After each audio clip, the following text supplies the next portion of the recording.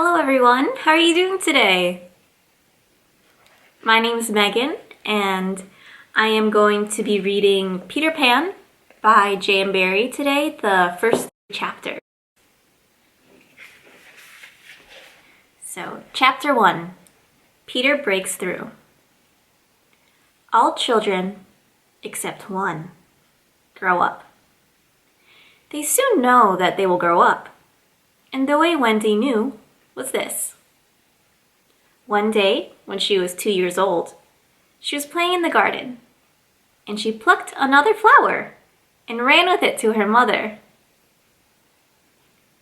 I suppose she must have looked rather delightful, for Mrs. Darling put her hand on her heart and cried, "Oh, why can't you remain like this forever?" This was all that passed between them on the subject, but henceforth Wendy knew that she must grow up. You always know after you are 2. 2 is the beginning of the end. Of course, they lived at 14, and until Wendy came, her mother was the chief one. She was a lovely lady, with a romantic mind and such a sweet, mocking mouth. Her romantic mind was like the tiny boxes, one within the other, that comes from the puzzling East. And, however many you discover, there is always one more. And her sweet, mocking mouth had one kiss on it that Wendy could never get, though there it was, perfectly conspicuous in the right-hand corner.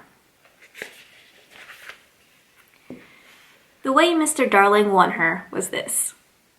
The many gentlemen who had been boys when she was a girl discovered simultaneously that they loved her, and they all ran to her house to propose to her, except Mr. Darling, who took a cab and nipped in first, and so he got her. He got all of her, except the innermost box and that kiss. He never knew about the box, and in time he gave up trying for the kiss. Wendy thought Napoleon could get it, but I can picture him trying and then going off in a passion, slamming the door. Mr. Darling used to boast to Wendy that her mother not only loved him, but respected him. He was one of those deep ones who knew about stocks and shares. Of course, no one really knows, but he quite seemed to know. And he often said stocks were up and shares were down in a way that would have made any woman respect him. Mrs. Darling was married in white, and at first she kept the books perfectly, almost gleefully, as if it was a game. Not so much as a Brussels sprout was missing, but by and by whole cauliflowers dropped out, and instead of them, there were pictures of babies without faces. She drew them when she should have been totting up. They were Mrs. Darling's guesses. Wendy came first, then John, then Michael. For a week or two after Wendy came, it was doubtful whether they could keep her, as she was another mouth to feed. Mr. Darling was frightfully proud of her, but he was very honorable, and he sat on the edge of Mrs. Darling's bed, holding her hand and calculating expenses, while she looked at him imploringly. She wanted to risk it, come what might, but that was not his way. His way was with a pencil and a piece of paper. And if she confused him with suggestions, he had to begin at the beginning again.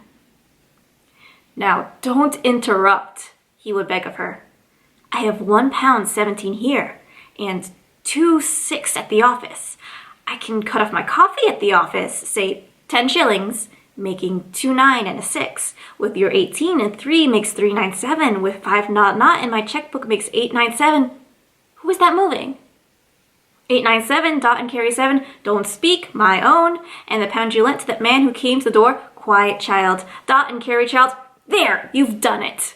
Did I say 997? Yes, I said 997. The question is, can we try it for a year on 997? Of course we can, George, she cried. But she was prejudiced in Wendy's favor, and he was really the grander character of the two. Remember Mumps, he warned her almost threateningly, and off he went again. Mumps 1 pound, that is what I put down, but dare I say it, it will be more like 30 shillings, don't speak. Measles 1.5, German measles, half a guinea, makes 2 15.6, don't waggle your finger. Whooping cough, say 15 shillings. And so on it went. And it added up differently each time. But at last, Wendy got through, with mumps reduced to 12.6, and the 2 kinds of needles treated as 1. There was the same excitement over John, and Michael had an even narrow streak. But both were kept, and soon you might have seen the 3 of them going in a row to Miss Folsom's kindergarten school, accompanied by their nurse. Mrs. Darling loved to have everything just so, and Mr. Darling had a passion for being exactly like his neighbors, so of course they had a nurse. As they were poor, owing to the amount of milk the children drank, this nurse was a prim Newfoundland dog called Nana, who had belonged to no one in particular until the Darlings engaged her. She had always thought children important, however, and the Darlings had become acquainted with her in Kensington Garden, where she spent most of her spare time peeping into perambulators, and was much hated by careless nursemaids, whom she followed to their homes and complained of to their mistresses. She proved to be quite a treasure of a nurse. How thorough she was at bath time, and up at any moment of the night if one of her charges made the slightest cry. Of course, her kennel was in the nursery.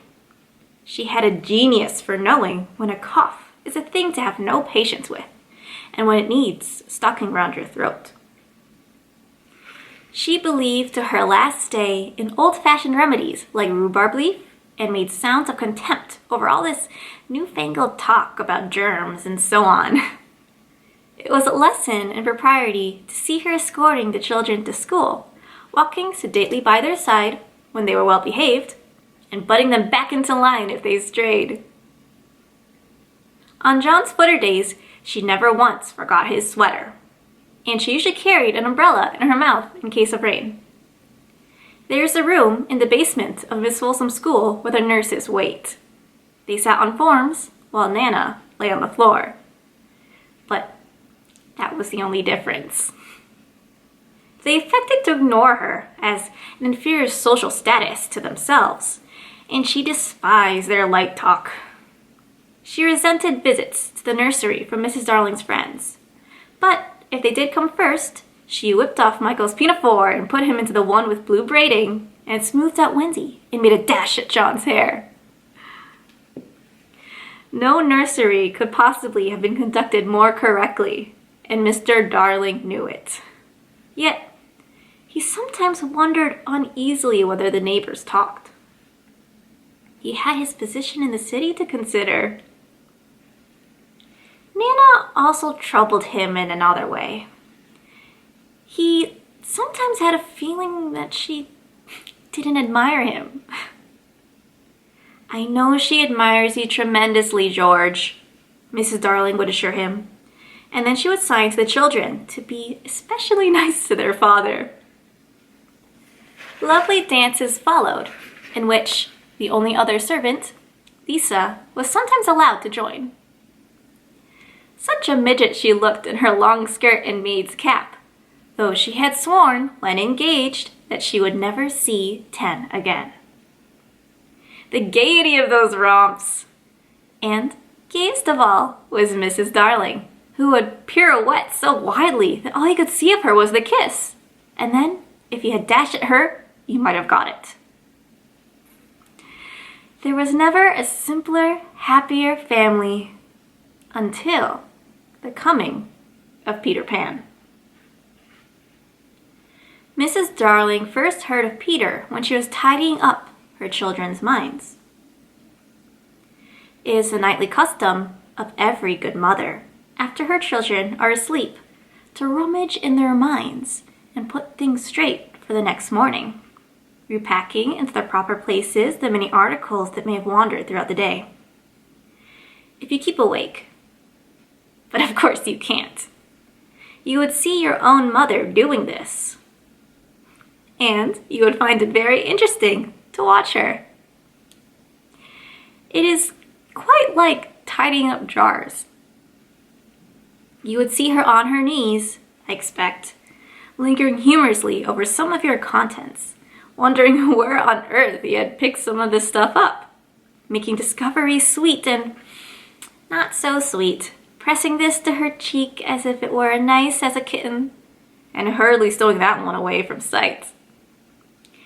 When you wake in the morning, the naughtiest and evil passions with which you went to bed had been folded up, small, and placed at the bottom of your mind, and on the top, beautifully aired, are spread out your prettier thoughts, ready for you to put on.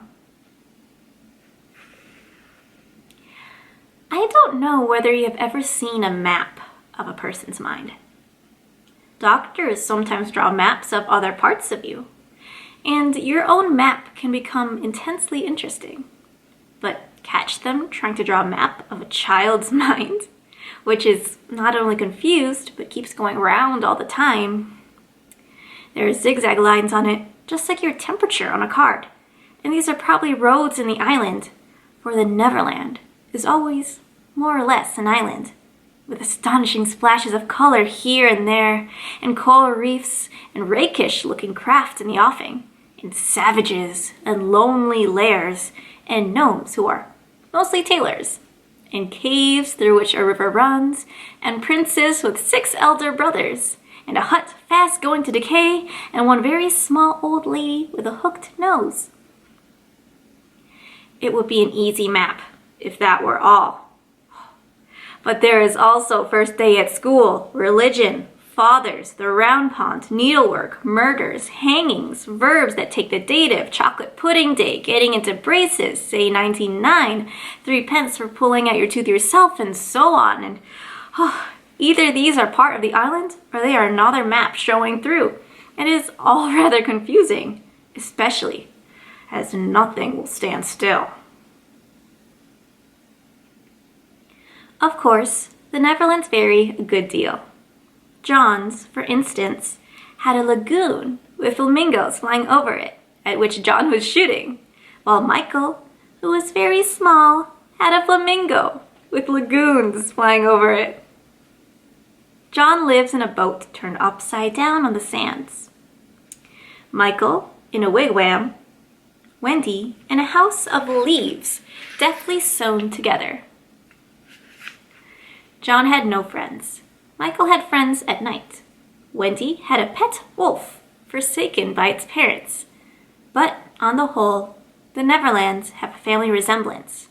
And, if they stood still in a row, you could say of them that they have each other's nose, and so forth.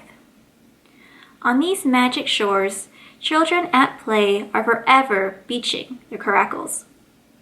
We too have been there. We can still hear the sound of the surf, though we shall land nevermore. Of all delectable islands, the Neverland is the snuggest and most compact. Not large and sprawly, with tedious distances between one adventure and another, but nicely crammed.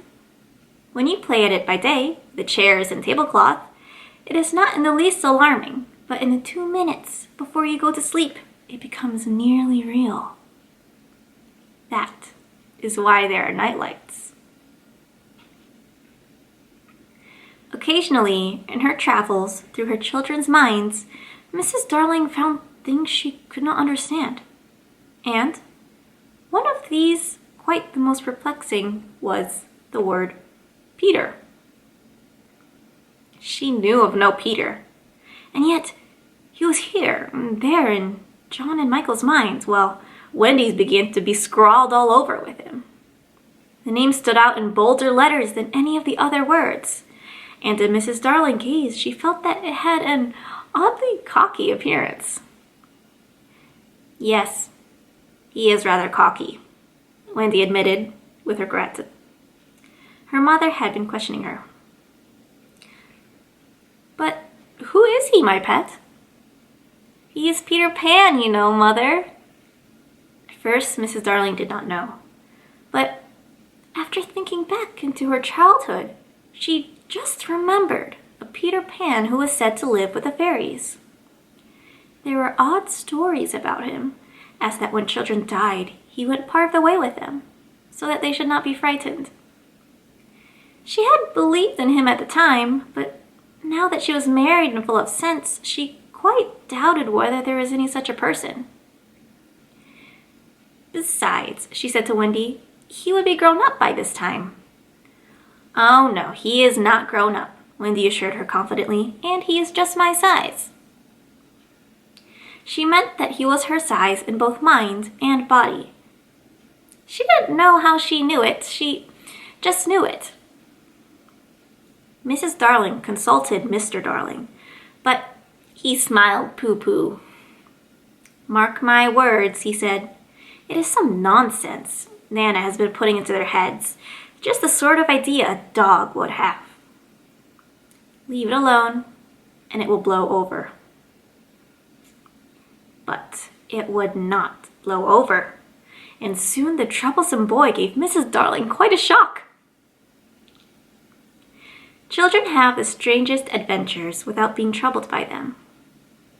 For instance, they may remember to mention, a week after the event had happened, that when they were in the wood, they met their dead father and had a game with him. It was in this casual way that Wendy, one morning, made a disquieting revelation. Some leaves of a tree had been found on the nursery floor, which certainly were not there when the children went to bed, and Mrs. Darling was puzzling over them when Wendy said, with a tolerant smile, "I do believe it is Peter again." "What do you mean, Wendy?" "It is so naughty of him not to wipe," Wendy said, sighing. She was a tidy child. She explained it in quite a matter-of-fact way that she thought Peter sometimes came to the nursery in the night and sat on the foot of her bed and played on his pipes to her. Unfortunately, she never woke, so she didn't know how she knew. She just knew. "What nonsense you talk, Precious. No one can get into the house without knocking." "I think he comes in by the window," she said. "My love, it is 3 floors up." "Were not the leaves at the foot of the window, Mother?" It was quite true. The leaves had been found very near the window. Mrs. Darling did not know what to think, for it all seemed so natural to Wendy that you could not dismiss it by saying that she had been dreaming. "My child," the mother cried, "why did you not tell me of this before?" "I forgot," said Wendy lightly. She was in a hurry to get her breakfast. Oh, surely she must have been dreaming.